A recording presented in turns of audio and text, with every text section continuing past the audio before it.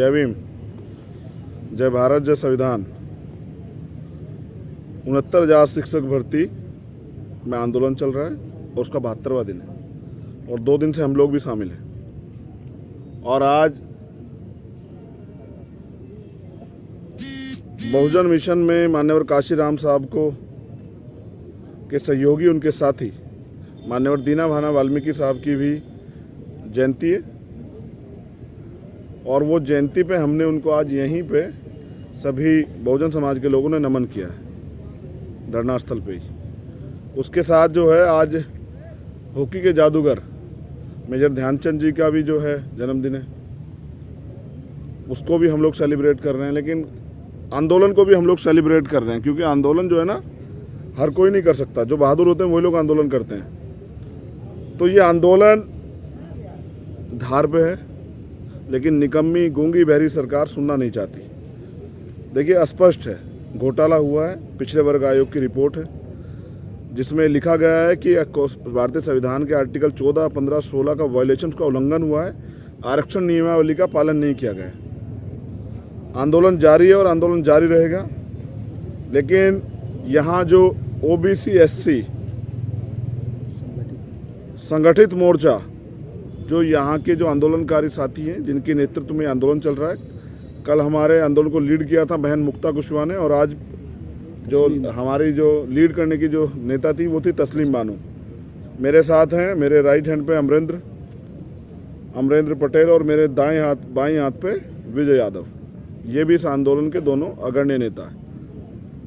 मोर्चे ने कुछ तय किया है, मेरा काम है इस आंदोलन को सहयोग करना। और मैं दोनों साथियों से कहूँगा कि उनमें से कोई एक व्यक्ति मोर्चे ने क्या तय किया आंदोलन के विषय में, क्योंकि जो यूनिट है पूरे उत्तर प्रदेश की, लगातार लोग सक्रिय हैं, लगातार लोग आ रहे हैं। रात में भी कल लोग आए थे, आज सुबह में भी हज़ारों लोग आए थे।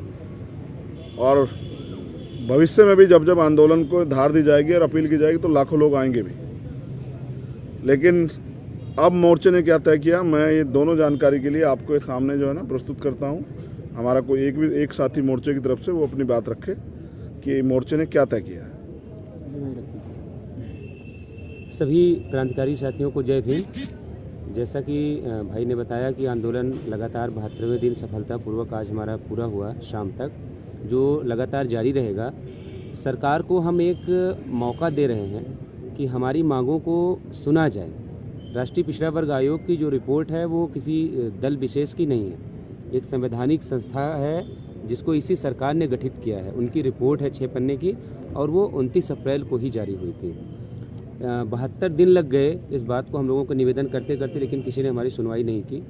उसके बाद ये 2 दिन से जो हमारा आंदोलन बढ़ा हुआ है, हम लोगों ने तय किया है कि हम अगले 5 तारीख तक, 5 सितंबर तक, शिक्षक दिवस तक सरकार को एक मौका देंगे कि वो अपनी गलती सुधारे और अपने आयोग की संस्तुति जो है उसको लागू करे, उसकी सिफारिशें लागू करे और जो दोषी हैं, जो अधिकारी हैं जिन्होंने ये गुनाह किया है, उनको दंडित करें और संविधान का पालन करें।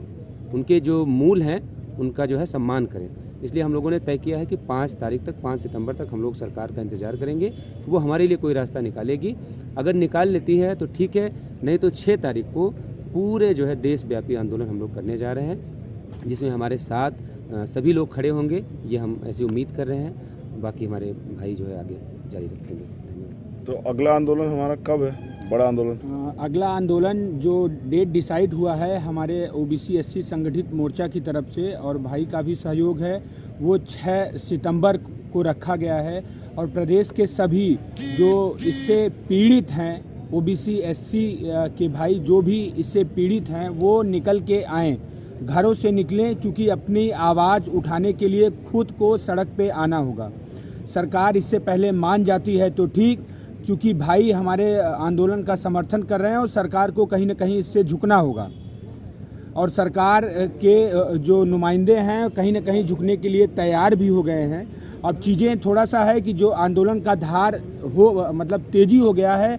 6 तारीख को हम लोग पूर्ण उसे आहुति देंगे और प्रदेश के सभी युवाओं, नौजवान, पिछड़े, दलित सभी साथियों से मेरा निवेदन है कि 6 तारीख को लखनऊ की धरती पर सब लोग आएँ और लखनऊ में जो महा आंदोलन होगा उसका सपोर्ट करें। धन्यवाद। सभी मैं चाहता हूं कि आप लोग सभी संगठनों से जो दलित पिछड़े वर्ग से आते हैं, जी सभी पार्टियों से भी आपको अपील करनी चाहिए कि वो भी इस आंदोलन में मदद करें। बिल्कुल। अगर वो पिछड़े दलितों के हितैषी हैं तो उनको इस आंदोलन में मदद करनी चाहिए। मैं चाहूँगा आप में से एक साथी अपील करें कि जितने पिछड़े मैं दलित वर्ग प्रदेश के के आंदोलन और देश के जो भी ओबीसी एससी संगठन है, पार्टी हैं, पॉलिटिकल पार्टी, वो सभी इस आंदोलन का समर्थन कर रहे थे। चंद्रशेखर भैया एक समाज के हितैषी बन के समाज की जो लगातार लड़ाई लड़ते हैं वो आए हैं, और जो अपने आप को समाज के ठेकेदार समझते हैं, समाज के हितैषी समझते हैं, वो लोग निकलें, घरों से निकलें। चूँकि ये समाज की लड़ाई है, न किसी की पर्सनल लड़ाई नहीं है। हम लोग भी 70 दिन से इस उम्मीद में हैं कि हमारा समाज जागेगा और हम सबका समर्थन करेगा। इसी उम्मीद में हम लोग 6 तारीख को पूरे प्रदेश, पूरे देश के ओबीसी एससी संगठन और सभी पार्टियों से निवेदन करते हैं कि लखनऊ की सरजमी पर इको गार्डन में जरूर आएँ सभी लोग। धन्यवाद। बाकी की बात देखिए, जहाँ तक मैं समझता हूँ ये अधिकारों के लिए आंदोलन है, तो ये अधिकारों के लिए आंदोलन है। ये आंदोलन एक संदेश है सरकार के लिए भी और हम सब लोगों के लिए भी। अगर हम इस आंदोलन को हार जाते हैं, हारने का मतलब सरकार हमारी बात को नहीं मानती, जो हमारे नौजवान साथी, हमारी बहनें जो 70 दिन से बैठे हैं वो जो चाहते हैं, अगर वो नहीं मानती तो इससे स्पष्ट हो जाता है कि वो दलित पिछड़ा विरोधी। और अगर वो मान लेती है, क्योंकि पिछड़ा वर्ग आयोग की रिपोर्ट है जो उनकी संवैधानिक संस्था है, उसमें लिखा गया है, जैसा मैंने आपको बताया कि कॉन्स्टिट्यूशन के आरक्षण नियमावली का वायलेशन हुआ है, तो मैं समझूंगा कि सरकार में थोड़ा बहुत दर्द पिछड़े और दलितों के लिए है, और पिछड़े और दलितों के संविधान सम्मत जो होना है उसके लिए है। ये सरकार संविधान चल रही है। अदरवाइज मैं समझता हूँ कि हम ये बिल्कुल मान लेंगे कि सरकार जो है ये मनुस्मृति मनुवाद से चल रही है और ये किसी भी कीमत पे दलित पिछड़ों को उनके अधिकार नहीं देगी। देखिए, जब मैं लखनऊ आया तो मुझे जानकारी में था कि 29,000 शिक्षक भर्ती का आंदोलन चल रहा है, बच्चों के साथ मारपीट हुई थी। मैं यहाँ आने के बाद मुझे पता लगा कि यहाँ एसआई लोग भी बैठे हुए हैं, उनका ट्रेनिंग भी होगी, उनका मेडिकल भी हो गया, उनकी नियुक्ति जो है नहीं हुई है, वो यहाँ बैठे हुए हैं। लगभग 2400 बच्चे उस वैकेंसी के हैं, और फिर यहाँ यूपीपीसीएल के भी बच्चे बैठे हुए हैं, उन्होंने 3 साल नौकरी की है। उसके अलावा भी एक और बेसिक शिक्षा वाले मेरे पास हैं, उन्होंने भी काम किया है। उसके अलावा मेरे पास जब मैंने यहाँ के कुछ अधिकारियों से बात की तो पता लगा कि यहाँ जो लखनऊ में हाई कोर्ट है, वहाँ जो सरकारी कोर्ट है 185 के लगभग सरकारी कोर्ट है, जिसमें 99% अपर कास्ट के लोग कब्जा है। मुश्किल से एक एससी है, ओबीसी तो शायद है भी नहीं। ये सरकार कौन से एंगल से दलित पिछड़ा के जो समर्थक है, जब ये हमारे लोगों को यहाँ उत्तर प्रदेश में आरक्षण व्यवस्था के हिसाब से 15 या 16 आईपीएस एसएसपी जो हैं वो जिलों में अपॉइंट होने चाहिए थे शेड्यूल कास्ट शेड्यूल ट्राइब के, और लगभग 20 के करीब होने चाहिए थे पिछड़े वर्ग के। जहाँ तक मेरी जानकारी मुझे प्राप्त 2 हैं एसएसपी, और डीएम मुझे लग रहा 2 भी नहीं है। तो ये कहाँ से सामाजिक न्याय वाली सरकार है? ये सरकार कौन सी जो है किस एंगल से दलित पिछड़ों के हितैषी है?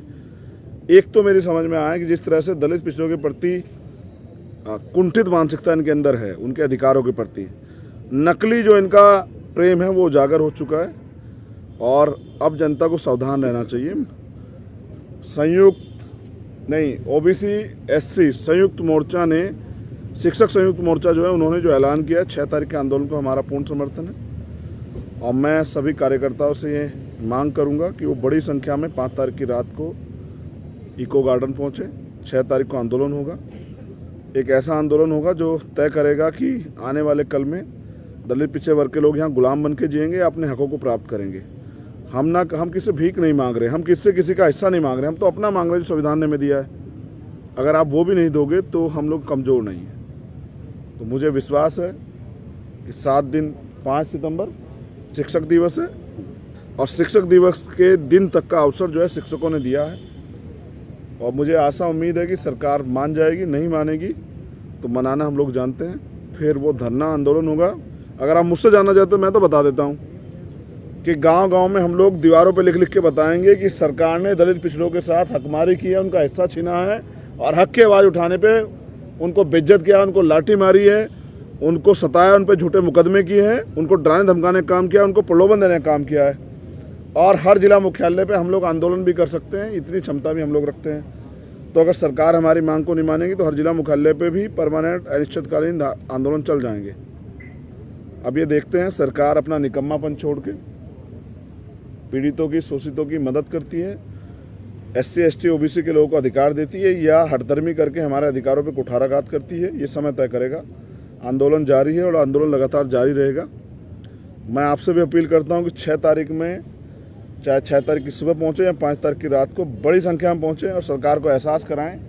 अभ्यर्थियों से मेरी मांग है कि वो भी आएँ और जो चाहते हैं कि उत्तर प्रदेश में दलित पिछड़े वर्ग के लोगों के हितों की रक्षा और हम अपने आने वाली पीढ़ियों को मुंह दिखा पाएँ, हम उनका सामना कर पाएँ कि जब भारतीय संविधान को ख़त्म किया है, उसके अधिकार छीन रहे थे, आप लोग क्या कर रहे थे।